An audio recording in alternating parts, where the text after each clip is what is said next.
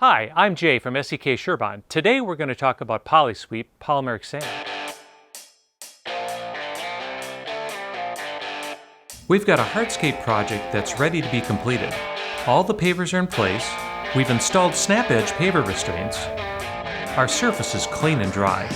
And that means it's time for PolySweep. Your reputation is on the line with every job you build, so don't compromise on your polymeric sand. PolySweep is just damn good sand. Let's talk about what makes PolySweep unique. Regular and extreme wide joint PolySweep are both superior strength, long-lasting polymeric sands made with a blend of ASTM C144 sand and the highest quality, clearest synthetic polymers. PolySweep is manufactured at our state-of-the-art facility, ensuring consistent quality and reliability. Our dedicated logistics team specializes in getting PolySweep into the marketplace as quickly and as inexpensively as possible. Once activated with water and allowed to dry, PolySweep will form a hardened joint that helps to prevent sand loss, inhibit weed growth, and deter insects. PolySweep has superior strength and long-term durability, plus it's RCS safe and guaranteed to be haze-free. Before we get started, this would be a good time to review the ICPI recommendation for best practices for hardscape installation. You will need to use a 3/4 inch modified stone base and sand for your setting bed. You can also use PolySweep with open-graded base systems. Remember to install PolySweep when the average ambient air temperature is above 35 degrees for a minimum of 48 hours after installation. The pavement surface should be dry, and there should be no rain forecasted for 12 hours after installation. Use PolySweep for pavers for joints up to 3/4 of an inch and extreme wide joint PolySweep for joints up to 4 inches.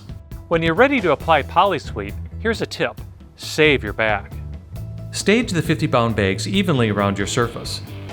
Then cut open and distribute each bag low to the surface, forming an S pattern as you pour, within a small area. When you're ready to sweep, the right broom is key. Look for something with medium stiff bristles. These work best for removing the excess PolySweep from the surface. And a small hand broom works great for tight areas. If at any time in your project you end up with a pile of PolySweep, don't just muscle that down to the end of your surface. That's called bulldozing. When you bulldoze, you'll drop out the light particles first, then the medium weights, and by the time you get down to the end of your surface, you'll have nothing but sand at that point. Rather, pick up a shovel, take a scoop of that PolySweep, and bring it down to the other area, and just repeat that until you've eliminated that pile of sand. That will help ensure a nice uniform application of PolySweep. Make sure you don't overfill the joints. The sand should be no less than 1/8 inch below the surface. After you've swept PolySweep evenly throughout your project, make a pass with a vibratory roller or compactor with a neoprene pad to help with consolidation. For tight areas, a hand tamper or rubber hammer will do the trick. You may need to repeat these steps to make sure PolySweep is evenly distributed and the joints are filled to the correct height. This is the point in the process where the details matter. Once your joints are correctly filled, it's time to remove the excess from the surface using a leaf blower. Be sure to use a low idle and direct the blower at an angle to the surface to avoid removing PolySweep from the joints. It's important that the excess PolySweep is cleared before you mist your surface. Pay extra attention to remove PolySweep from the corners, bottom of the stairs, at the garage door, and other places where it can accumulate. Now it's time to water. The watering process is what activates PolySweep. Using a hose, gently mist the pavement, allowing water to absorb into the joint. After 5 minutes, repeat the misting process up to 3 or 4 times, gradually increasing the volume of water each time.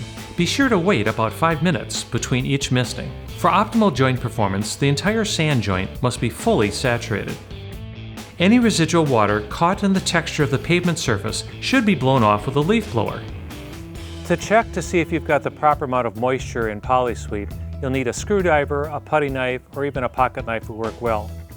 We're going to pick a joint, and we're just going to dig down in the joint to see how far water has penetrated. In this particular case, I'm down about that far. That's not enough. We want to go all the way to the bottom of our PolySweep joint. So what we'll do is just push this back into place and then apply more moisture. PolySweep takes 24 hours to cure depending on site conditions, temperature, and humidity. Once it's dried and cured, it's time to enjoy your beautiful hardscape. You can also use PolySweep on natural stone, porcelain tile, and concrete overlays. To learn more about these applications, PolySweep, and all our professional hardscaping products, visit us online at sek.us.com.